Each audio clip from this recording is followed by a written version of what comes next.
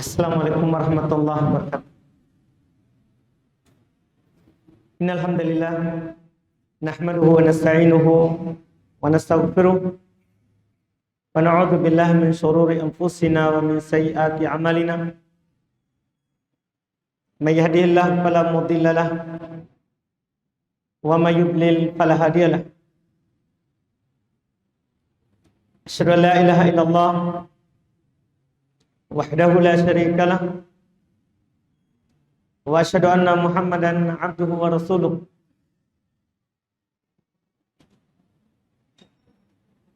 Sallallahu alaihi wa ala alihi wa ashabihi wa man tabi'ahum bi ihsan ila yaumiddin. Amma ba'd. Jemaah salat maghrib rahimani wa rahimakumullah. Alhamdulillah, kita melanjutkan kajian kitab Bulughul Maram min Ahadits al-Ahkam karya Imam Al-Hafidz Ibn Hajar Al-Asqalani rahimahullahu ta'ala. Kita masih di pembahasan sutrah pembatas solat dari orang yang sedang solat. Di pertemuan sebelumnya kita sudah baca beberapa hadis terkait dengan sutrah.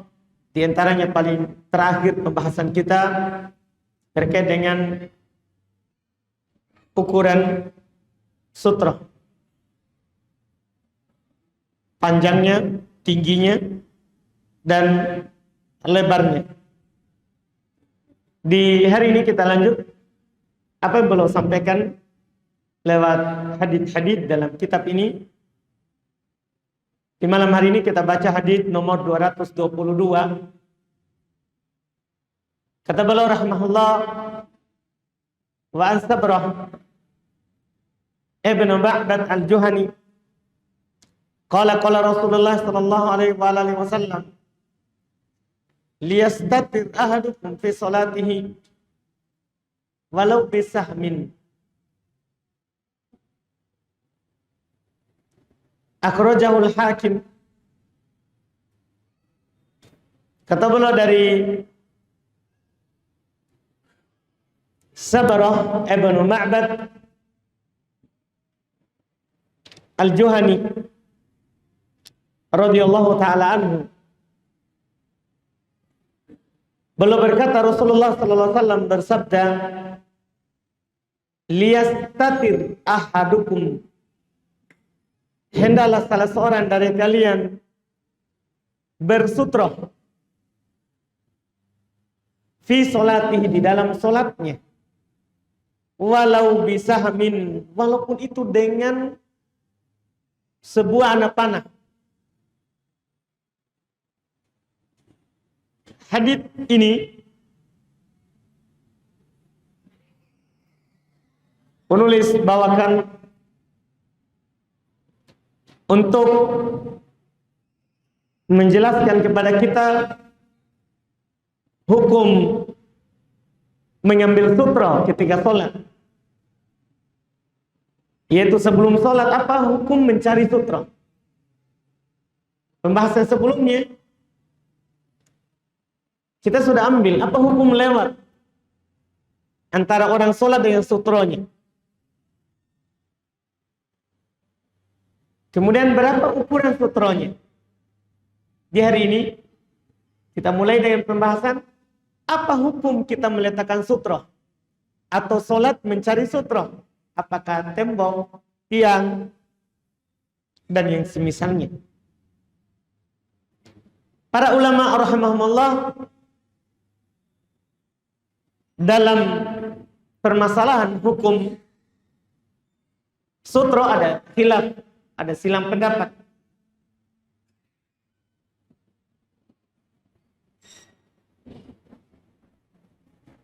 Sebagian ulama seperti Imam Ahmad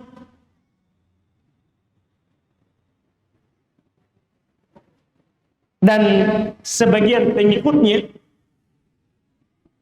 mengatakan bahwa mengambil sutra itu hukumnya adalah wajib. Ini pendapat dari Imam Ahmad dan sebagian pengikutnya Imam Ahmad, tidak seluruhnya.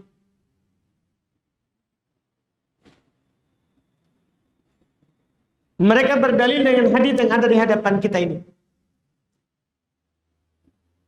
Saya terjemahkan ulang. Nabi sallallahu alaihi wasallam bersabda, "Liyastatir ahadukum fi salatihi walau bisahmin." Hendaklah salah seorang dari kalian bersutroh dalam salatnya walaupun dengan sebuah anak panah. Ini kata mereka lafaz perintah. Ini kata mereka lafaz perintah.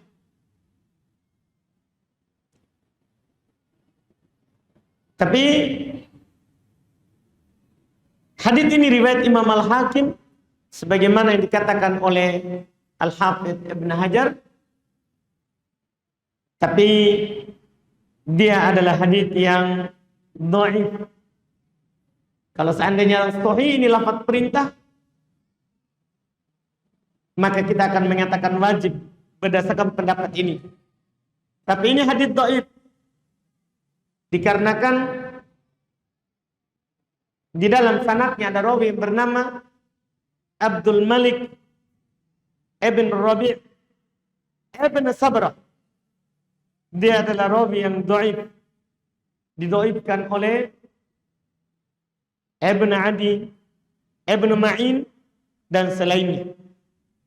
Sehingga hadis yang dipakai adalah hadis yang dhaif. Dan juga mereka punya hadis-hadis yang lain ya dalam masalah ini yang menunjukkan atas wajibnya. Seperti ada dikeluarkan oleh Ibnu Khuzaimah dari Abdullah bin Umar radhiyallahu taala anhuma, kata beliau, la tusalli illa ila sutra. Jangan kamu salat kecuali ke sutra. Hadis ini sahih. Ini yang paling kuat yang dipakai untuk berdalil. Kalau hadis di buku yang ada itu dhaif. Yang paling kuat yang dipakai ini yang ini. Riwayat Imam Ibnu Khuzaimah, kata Nabi SAW, la tusalli illa ila sutra. Jangan kamu salat kecuali ke sutra. Wala tada ahadan yamurru baina yadaik wa baina sutra. Dan jangan kamu membiarkan seorang pun lewat di antara kamu dan di antara sutramu. Juga datang dalam riwayat Imam Abu Dawud bahwa Nabi sallallahu alaihi wasallam bersabda, "Idza shalla ahadukum ila sutratin falyadnu minha." Apabila salah seorang kalian sholat ke sutra, hendaklah mendekat. Jadi dekati sutronya, jangan jauh. Ini kata Nabi, perintah untuk mendekat ke sutra. Nah, mendekat saja ke sutra, hukumnya adalah diperintahkan. Maka tentunya mengambil sutra juga diperintahkan. Ini juga sahih. Kata para ulama, bisnadin jayyid. Ini hadis dengan sanad bagus. Jadi kita dalam mazhab ini lebih menguatkan di hadis yang lain, bukan hadis yang disebutkan oleh penulis. Nah, inilah pendapat yang pertama, Imam Ahmad dan sebagian pengikutnya. Mereka berpendapat wajib. Pendapat yang kedua, mengambil sutra hukumnya sunnah, bukan wajib. Dan yang anehnya, ini adalah pendapat mayoritas, pendapat kebanyakan ulama madhab.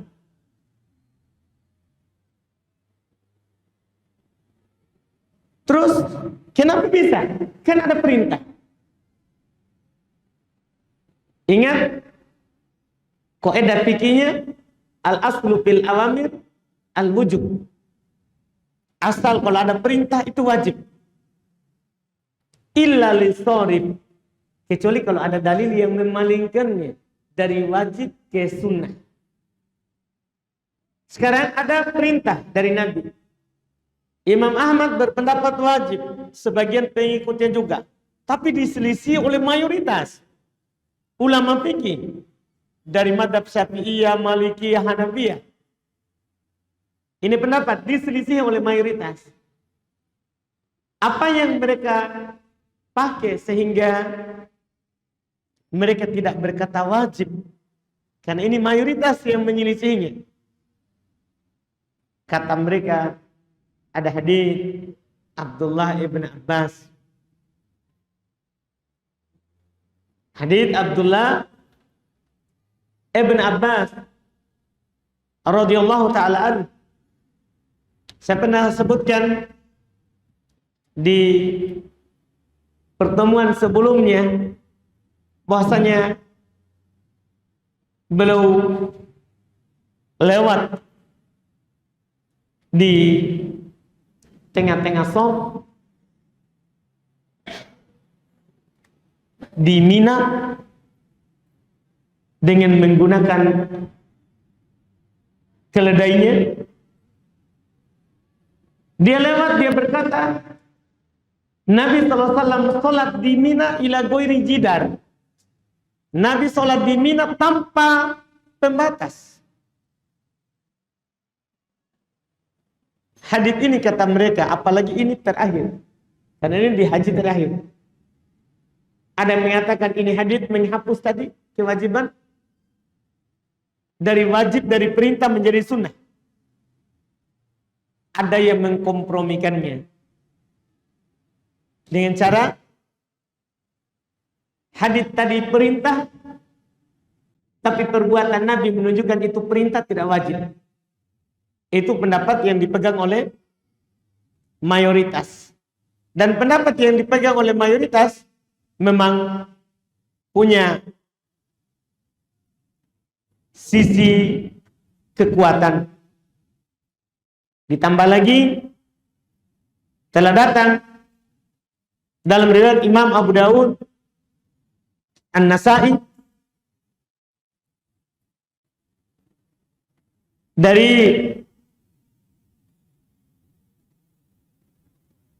Abdullah ibn Abbas, kata mereka ini, kata mayoritas,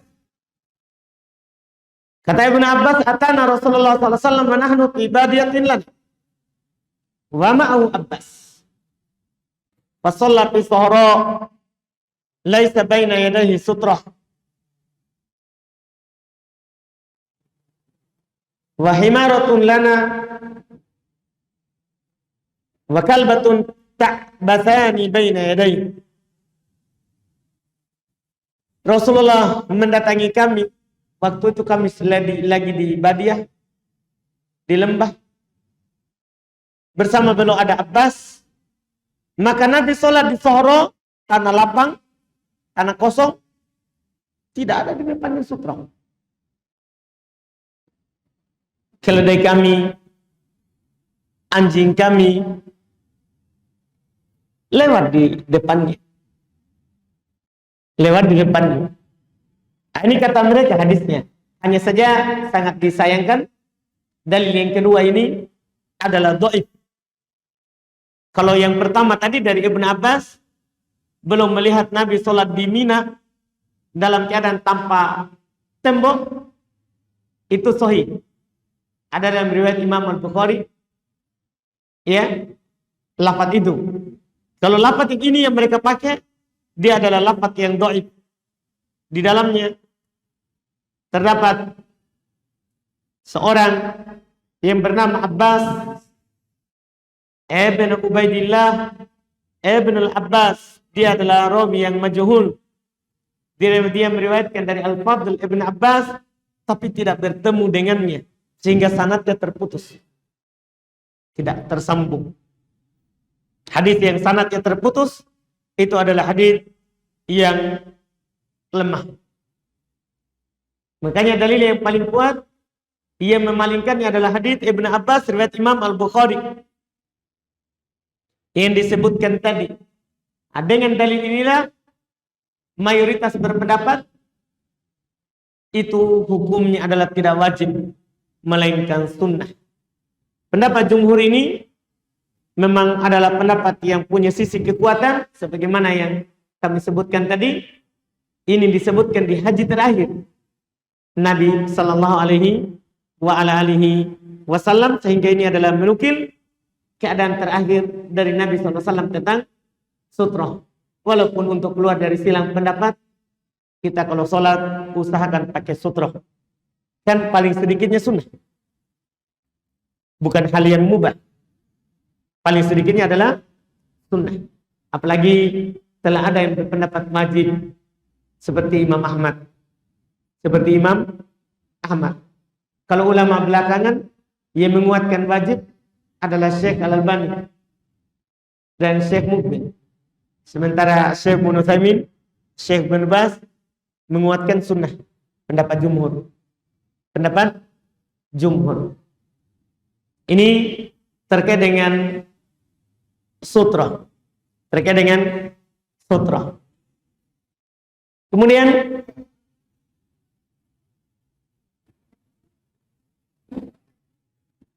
masalah berikutnya,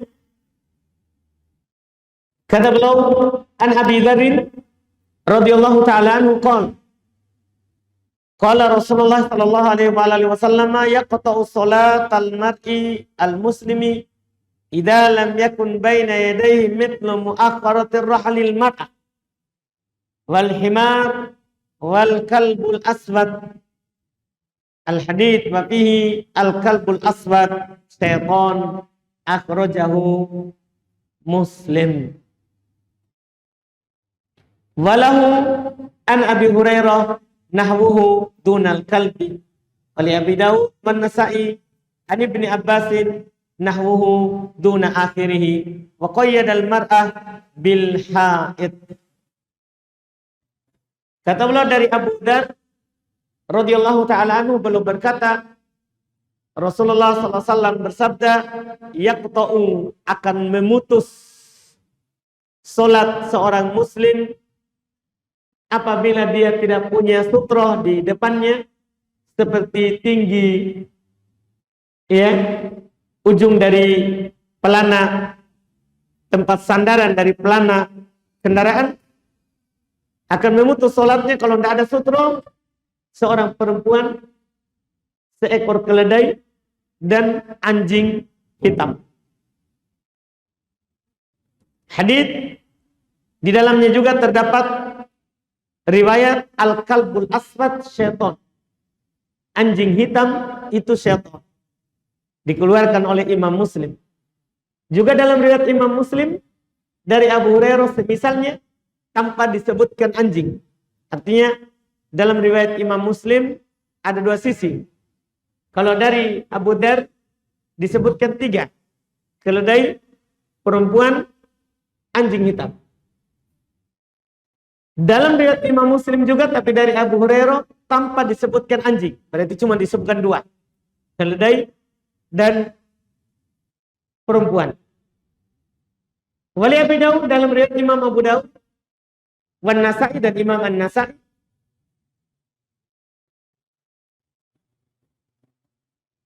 Ani bin Abbasin dari Ibn Abbas nahwuhu semisal dengan, tapi duna akhirih juga tanpa yang terakhir yaitu anjing. Wa qayyadal mar'ah bil haid, hanya saja dia ikutkan kata perempuan itu dengan kata haid.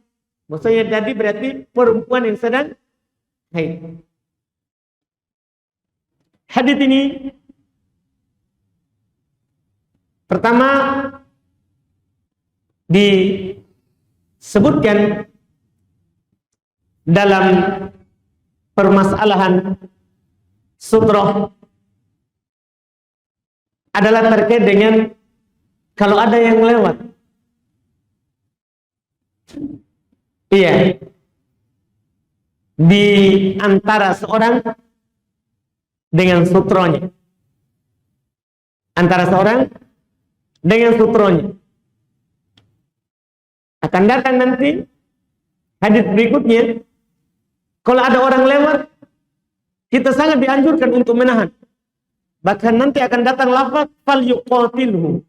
Hendak dia menahannya dengan keras. Sampai ditakbir dengan lafaz membunuhnya. Memeranginya. Akan datang nanti. Cuma pertanyaan kita sekarang ini, kadang-kadang Al-Hafidz Ibnu Hajar belum hendak berurut. Kadang hadisnya belum sebutkan. Ini disebabkan dan disebutkan oleh para ulama belum menulis buku ini dari hafalannya. Belum menulis buku ini dari hafalannya. Iya. Jadi sekarang kita sudah punya sutra. Kita sudah punya sutra. Apakah kalau ada orang lewat, kita tahan mungkin dia tetap lewat, atau kita tidak sempat tahan? Apakah itu membatalkan sholat kita? Itu pertanyaan yang beliau ingin sampaikan kepada kita lewat hadis ini. Kata Nabi, tidak ada yang bisa memutus sholat kecuali 3.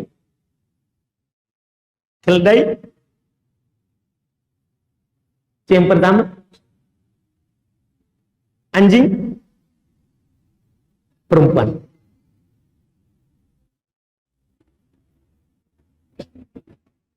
Hadis yang disebutkan oleh penulis ini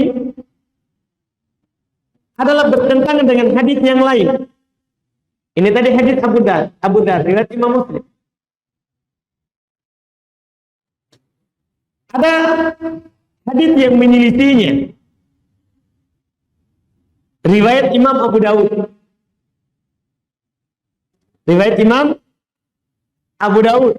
Dan akan datang hadisnya disebutkan. Dari Abu Sa'id Al-Khudri. Katanya Nabi SAW bersabda, la yaqta'us shalah syai'un wadra'u mastata'. Tidak ada sesuatu apapun yang akan memutus sholat. Maka tahan saja semampu kalian. Artinya, kalau kalian sudah tahan, kemudian dia tetap lewat, apapun itu, maka tidak ada yang membatalkan sholat. Ini 2 hadis yang sepertinya bertentangan dalam masalah ini. Karena ada 2 hadis seperti ini yang bertentangan, para ulama rahimahumullah ta'ala berselisih pendapat terkait dengan hal yang membatalkan sholat selain yang keluar dari badan, ya. Selain yang keluar dari badan, dari 2 jalur. Kalau yang keluar dari kubul ataupun dubur, maksudnya apakah berupa kencing atau yang lainnya yang keluar di situ, atau kentut atau yang lainnya yang keluar dari bagian belakang, itu kan disepakati membatalkan wudu dan membatalkan sholat. Tapi apakah ada yang membatalkan sholat selain 2 itu? Seperti disebutkan dalam hadis ini, para ulama kita rahimahumullah dalam masalah ini sampai mereka berselisih pendapat sampai 4 pendapat terkait dengan ini. Ada di antara para ulama rahimahumullah yang mengatakan akan memutus sholat kalau itu adalah anjing hitam. Di antara para ulama lagi ada yang menyatakan akan memutus sholat kalau itu adalah anjing hitam dan perempuan yang sedang haid. Di antara juga para ulama ada yang menyatakan akan memutus sholat 3, perempuan, keledai, dan anjing hitam. Dan ada juga ulama yang berpendapat tidak ada sesuatu apapun yang memutus sholat. Tidak perempuan, tidak anjing hitam, tidak pula keledai. Ini 4 pendapat yang disebutkan oleh para ulama fikih. Oleh para ulama fikih rahimahumullahu Ta'ala. Dan pendapat yang paling dekat dengan kebenaran adalah pendapat yang mengatakan bahwa tiga ini bisa memutus sholat kalau dia lewat di antara sof, di antara seorang yang sholat dengan sutra. Kenapa? Karena jelas sekali Nabi katakan, la yaqta'us shalah, itu asal. Tidak ada yang memutus sholat seorang kecuali tiga. Perempuan, keledai, anjing. Ini jelas sekali. Adapun hadis yang dipakai la yaqta'us shalah syai'un, tidak ada yang bisa memutus sholat sesuatu apapun. Tahan semampu kalian. Tahan semampu kalian. Ini hadis riwayat Imam Abu Dawud, tapi di dalam sanadnya ada rawi yang bernama Mujalid Ibnu Sa'id Al-Hamdani. Dia adalah rawi yang dhaif. Dia adalah rawi yang dhaif. Sehingga berdalil dengannya tentunya tidak tepat. Kita lebih berdalil dengan hadis yang disebutkan oleh penulis, itu riwayat Imam Muslim. Itu riwayat Imam Muslim. Dan pendapat inilah yang dikuatkan oleh Syekhul Islam Ibnu Taimiyah. Juga pendapat inilah yang dipilih oleh Ibnul Qayyim rahimahullah, juga dipilih oleh Ibnu Hazm. Sebelumnya ini adalah pendapat Anas bin Malik. Ini adalah pendapat Abdullah ibnu Umar. Abdullah ibnu Umar. Dan yang diinginkan di sini antum perlu perhatikan, kalau dia lewat antara kita dan sof, kalau dia lewat. Adapun kalau dia di depan kita sholat, menjadikan dia sutra, itu perempuan, tidak membatalkan sholat. Karena Nabi SAW pernah sholat, Aisyah di depannya. Aisyah radhiyallahu taala anha di depannya. Jadi ini yang dimaksud adalah dia lewat antara kita dan sutra. Adapun kalau dia lewat setelah sutra, tidak ada masalah. Demikian pula kalau dia lewat antara sof. Antara sof. Kan sutronya makmum adalah sutronya siapa? Sutronya imam. Tidak membatalkan juga. Sebagaimana Ibn Abbas belum lewat antara sof dengan keledainya. Jadi yang di sini diinginkan adalah kalau dia lewat antara kita dengan sutra kita, dia lewat. Bukan dia di depan. Bukan dia di depan, ya, atau setelah sutra kita. Ini lebih hati-hati pendapat ini, walaupun sekali lagi di sini ada 4 pendapat. Ada 4 pendapat. Tapi yang paling hati-hati kita pegang hadis riwayat Imam Muslim ini lebih bagus. Ini lebih bagus untuk hati-hati. Bahwasannya ya, kalau di hadapan kita ada yang mau lewat, kalau itu perempuan, hendaklah ditahan. Ya, demikian pula kalau ada anjing, ditahan. Demikian pula kalau itu adalah keledai, ditahan. Selain 3 itu, tidak ada yang bisa membatalkan. Iya, kalau bukan 3 itu, bukan anjing, bukan perempuan, bukan pula apa tadi satu? Keledai, dan ini tidak ada ya di masa ini, jarang keledai. Jarang keledai. Himar. Iya, yang banyak sekarang ini kuda. Banyak sekarang ini kuda. Dan juga jarang lewat di kita. Jarang lewat di kita. Yang paling sering kita dapatkan perempuan. Perempuan. Kata para ulama, ini harus ditahan karena itu bisa membatalkan sholat ketika dia lewat di hadapan mereka. Dan mereka para ulama kita memperkecualikan kalau kita sedang di Mekah. Kita kan kalau di Mekah, kita kadang habis tawaf, sholat sunat di belakang makam Ibrahim. Kadang kan orang tawaf lewat, laki-laki, perempuan. Nah, itu dimaafkan karena susah. Kita tahan yang ini sebentar ada lagi yang lewat. Iya, susah. Nah, itu dikecualikan karena keadaan. Karena keadaan. Tapi selain Mekah, maka ini bisa memutus sholat. maka ini bisa memutus sholat. Ini pendapat sebagaimana yang kami katakan tadi adalah pendapat yang paling hati-hatinya. Pendapat yang paling hati-hatinya. Kemudian hadis berikutnya dan terakhir untuk pertemuan ini kita sampaikan yang menunjukkan pentingnya kita menahan orang yang lewat. Kata beliau, wa an Abi Sa'id Al-Khudri radhiyallahu taala anhu qala Rasulullah sallallahu alaihi wasallam idza shalla ahadukum ila syai'in yasturuhu minan nas fa arada ahadun ay yajtazu baina yadayhi falyadfa'hu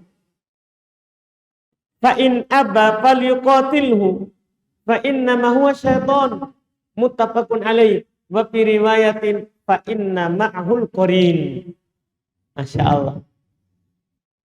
Kata beliau dari Abu Sa'id Al-Khudri radhiyallahu taala anhu, beliau berkata Rasulullah sallallahu alaihi wasallam bersabda, "Idza shalla ahadukum ila syai'in yasturuh." Apabila salah seorang dari kalian salat kepada sesuatu yang mensutrohinya, maksudnya dia salat ada sutronya. Kemudian ada seorang ingin lewat di antara dia dengan sutronya. Kata Nabi, "Falyadfa'hu." Hendaklah dia menahannya. Hendaklah dia menahannya. Fa in aba, jika dia enggan untuk berhenti. Di pertemuan awal tentang sutro, dia berdiri 40 lebih baik daripada dia lewat. Tapi kadang-kadang orang nggak tahu. Kalau dia mau lewat, kita tahan. Kalau dia tidak mau, enggan untuk diam, atau ganti jalur jalannya, kata Nabi, falyuqatilhu. Hendaklah dia memeranginya. Ditakbir dengan membunuhnya. Tapi di sini maksudnya jangan sampai nanti ada yang lewat, langsung kita jatuhkan dan kita gorok lehernya. Kata para ulama maksudnya falyuqatilhu falyadfa'hu biquwwah. Bi'unf. Hendaklah dia menahannya dengan keras, dengan kuat. Itu diinginkan, bukan pergi membunuhnya. Hati-hati. Dan sampai langsung baca ini hadis, istilahnya kita masuk penjara.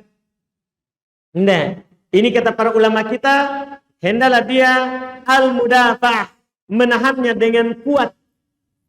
Menahannya dengan kuat kalau dia ingin lewat.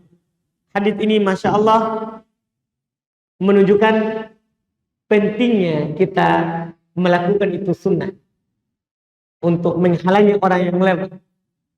Untuk menghalangi orang yang lewat. Dan beliau katakan, kalau dia tetap mau lewat padahal kita sudah tahan, kata Nabi, fa inna ma huwa syaitan. Itu syaitan. Maksudnya syaitan dari kalangan manusia. Dalam riwayat kata Nabi, fa inna ma'ahul qarin. Karena dia sekarang lagi bersama qarin, bersama teman jahatnya, yaitu syaitan. Ini alasan penjelasan kenapa kita harus menahan dengan kuat. Karena bersamanya sekarang syaitan yang ingin mengganggu dan lewat di hadapan orang yang sedang sholat. Hadis ini dipakai oleh para ulama kita menunjukkan sunnahnya kita menahan orang sholat, orang yang lewat kalau kita sedang sholat.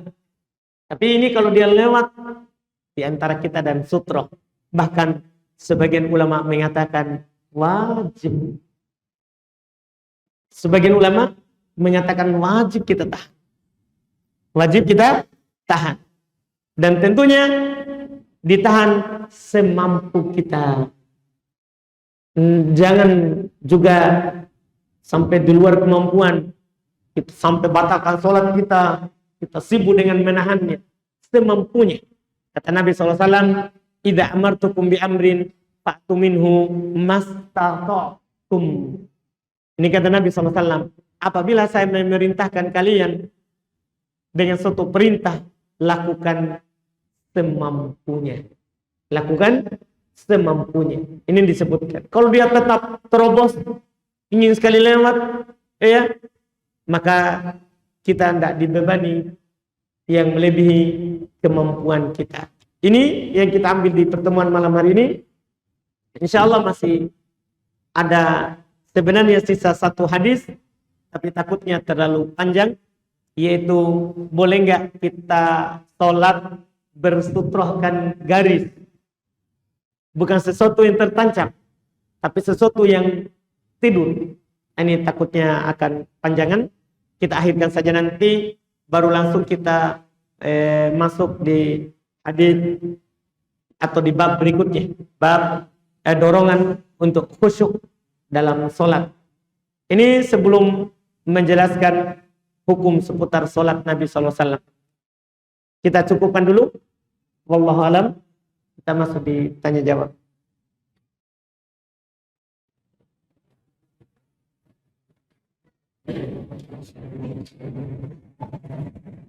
Boleh bertanya langsung bagi ikhwan yang ingin bertanya langsung.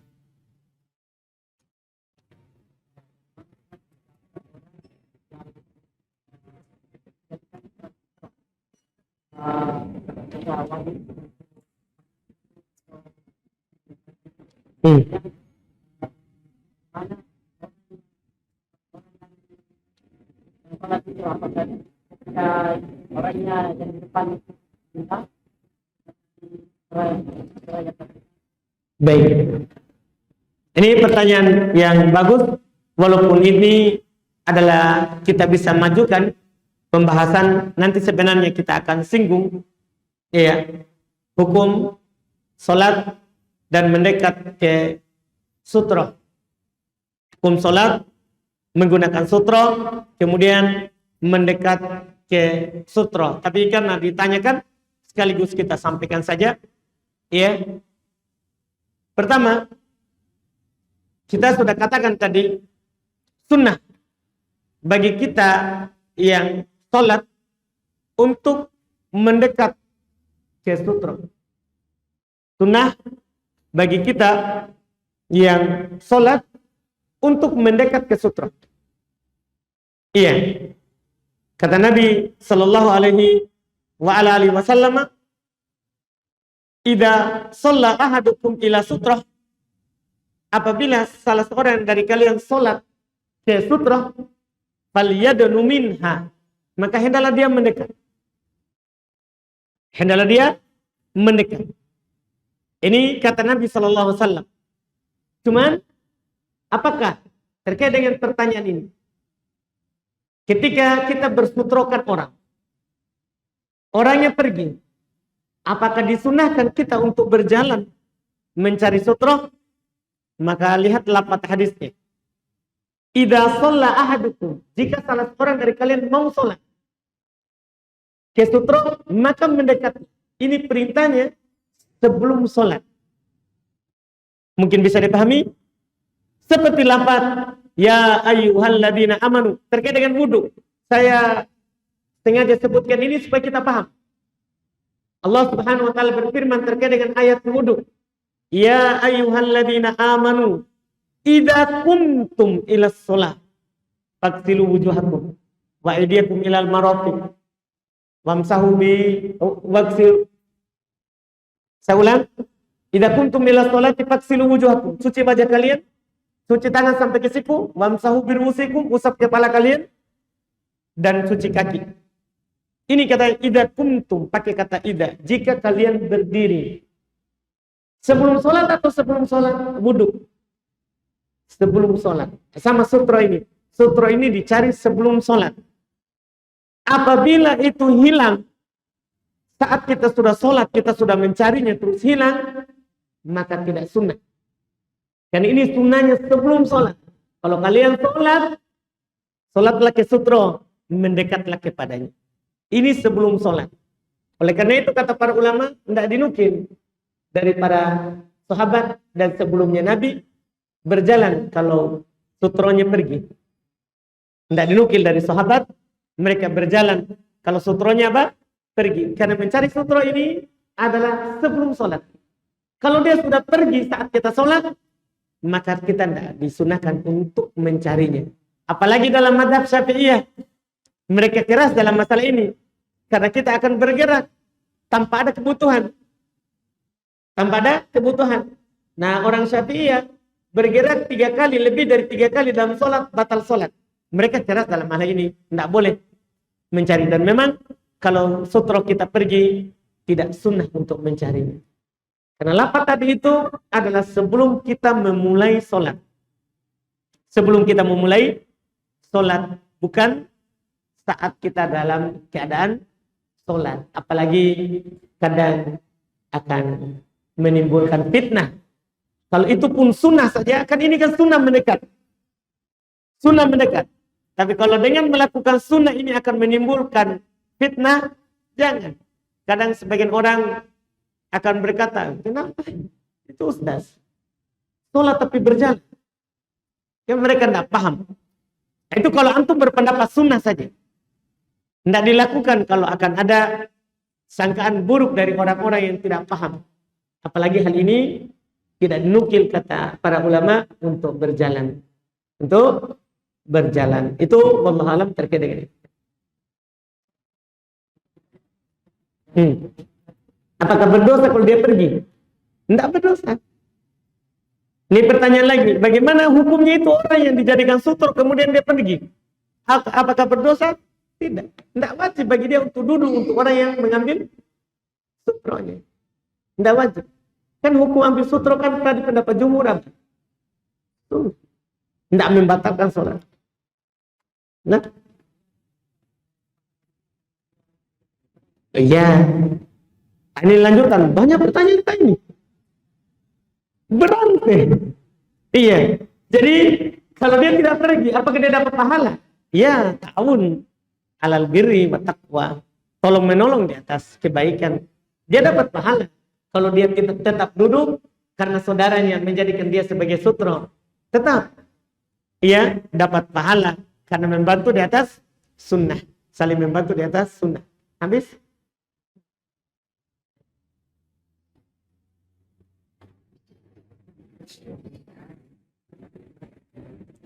Apa hukum memperingati hari kematian? Yang ke 1 hari, 100 hari, dan seterusnya. Nabi tidak memperingati kematian istri beliau yang paling berjasa dalam Islam. Di awal Islam. Perempuan pertama yang masuk Islam dari kalangan dewasa. Khadijah. Radhiyallahu ta'ala anha. Nabi tidak memperingatinya. Tidak hari pertama, tidak ke 40, tidak ke 100, tidak ke 1000. Dan juga Nabi SAW semua anak laki-lakinya meninggal saat beliau hidup. Tidak ada yang hidup anak laki-lakinya. Dan beliau tidak memperingatinya. Hari pertama dan seterusnya. Dan Nabi SAW juga meninggal para sahabatnya. Ketika beliau masih hidup. Meninggal para sahabatnya. Bahkan meninggal putri beliau. Kan istrinya Utsman. Juga meninggal saat Nabi SAW masih hidup. Tapi Nabi tidak melakukan peringatan di hari pertama dan di hari-hari berikutnya. Demikian pula Abu Bakar. Ketika Nabi SAW meninggal, belum tidak merayakan. Manusia terbaik. Dia meninggal. Tapi Abu Bakar tidak merayakannya. Iya. Tidak merayakannya. Demikian pula seluruh sahabat tidak merayakannya. Tidak memperingatinya. Hari kematian Nabi SAW. Sebagaimana mereka tidak memperingati dan tidak merayakan hari kelahiran Nabi. Nabi tidak pernah merayakan ulang tahunnya. Dan para sahabat juga tidak pernah merayakan ulang tahunnya Nabi. Hari kelahirannya Nabi. Hari kematiannya juga tidak. Abu Bakar tidak meriwayatkannya. Umar, kan Abu Bakar kan hidup 2 tahun setelah Nabi meninggal. Karena umur Abu Bakar dan Rasulullah sama meninggalnya. 63 tahun. Jadi Abu Bakar belum lebih muda dari Nabi kita Muhammad SAW 2 tahun. 2 tahun. Makanya ketika belum setelah Nabi meninggal 2 tahun, Abu Bakar meninggal. Umar tidak merayakannya. Aisyah anak beliau, putri beliau tidak merayakannya. Ya, hari meninggalnya Abu Bakar. Demikian pula ketika meninggalnya Umar. Ini yang paling anehnya juga, Umar meninggal sama umurnya dengan Nabi SAW, karena belum lebih muda. Umurnya dari Nabi dan lebih muda dari Abu Bakar, dan belum meninggal di umur yang sama. Belum meninggal di umur yang sama dengan Nabi SAW, dan para sahabat tidak ada merayakannya. Apa yang mereka tidak lakukan, maka hal itu bukan kebaikan. Karena kalau itu kebaikan, pasti mereka duluan. Mereka lebih semangat.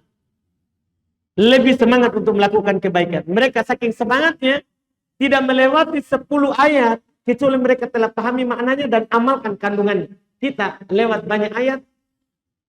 Orang-orang yang merayakan perayaan bid'ah, tidak pernah menamatkan bahkan 30 juz. Dan ya, kalaupun ada yang menamatkan, tidak ada yang diamalkan. Tapi merayakan maulid. Bahkan kadang mereka tidak masuk ke masjid, tapi merayakan hari kematian. Nah, mereka kalau seandainya baik, ini sahabat lebih duluan melakukannya. Maka itu bukan kebaikan. Bukan kebaikan dan bukan syariat bagi yang melakukannya.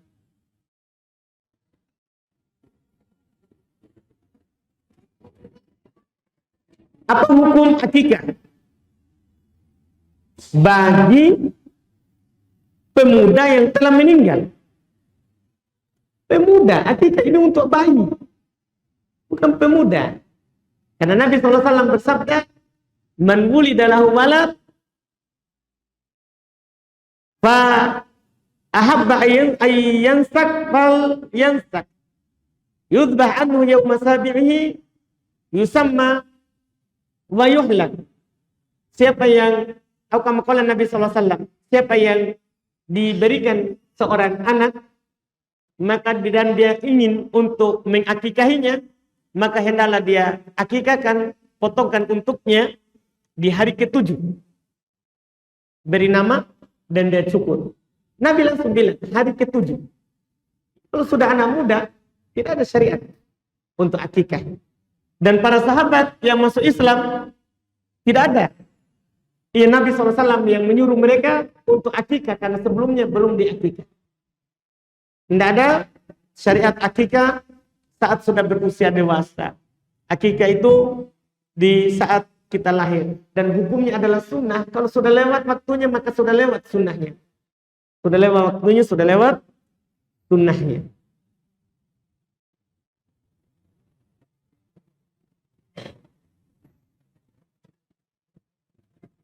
Di sini katanya karena salah seorang dari keluarga kami ingin mengadakan akikah buat adik kami yang baru-baru meninggal.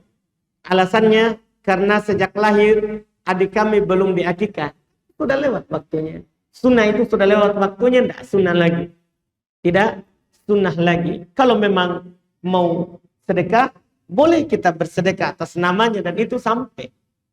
Kalau mau bersedekah, maka sedekah atas namanya itu sampai kepadanya.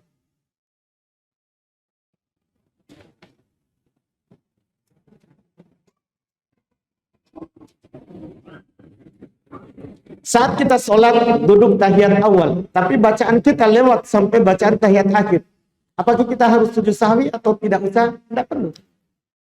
Iya, kan boleh lewat. Boleh kita bersalawat di tasyahud awal. Boleh kita berdoa. Boleh. Masuk dalam umum perintah Nabi SAW, hendaklah dia pilih doa yang diinginkan. Itu termasuk doa. Itu termasuk doa, tidak sujud sahwi.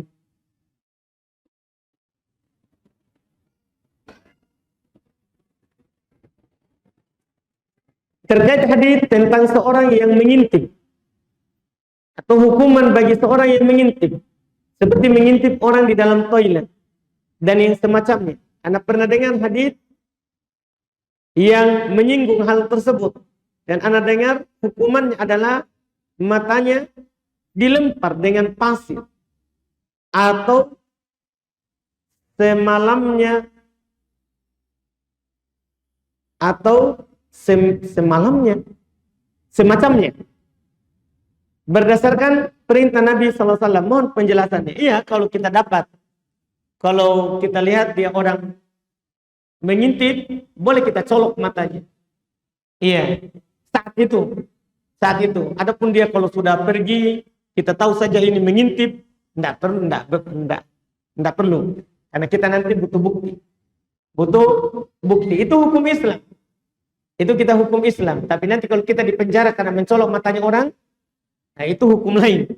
Ini berbicara hukum Islam. Boleh kita colok matanya. Tapi kalau membuat kita susah setelahnya, kita jauhi, kita peringatkan. Hal itu lebih bagus dulu.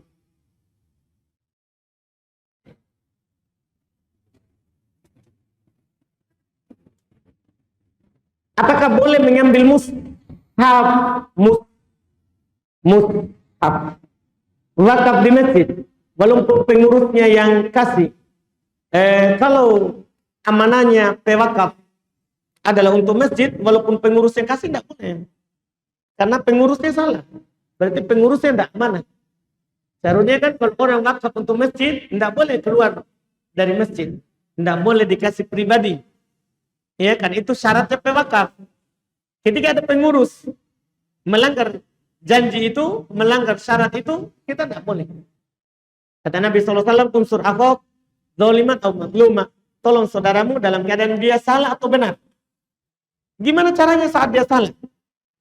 Kan kalau benar kan jelas. Kalau salah bagaimana? Kata Nabi, tahan dia dari kesalahan supaya tidak berbuat salah. Supaya tidak berbuat salah. Jadi di sini kita tahan. Supaya dia tidak salah menggunakan wakaf yang diwakafkan orang ke masjid. Ini ada pertanyaan terakhir. Bolehkah kita sholat sunnah duha di jam dan tempat yang berbeda? Contoh, kita sholat duha di rumah dan kita ke tempat kerja, dan di tempat kerja kita sholat sunnah duha lagi. Bolehkah seperti itu, Ustaz? Tidak boleh. Sholat duha itu kan boleh lebih dari 2 rakaat. Boleh lebih dari 2 rakaat. Walaupun yang Nabi wasiatkan kepada Abu Hurairah adalah 2 rakaat duha. 2 rakaat duha. Ini wallahu alam kita cukupkan. Insyaallah kita lanjutkan di pertemuan akan datang lagi pembahasan tentang sutra. Insyaallah taala. Subhanaka wa bihamdik, asyhadu an la ilaha illa anta, astaghfiruka wa atubu ilaik. Assalamualaikum warahmatullahi wabarakatuh.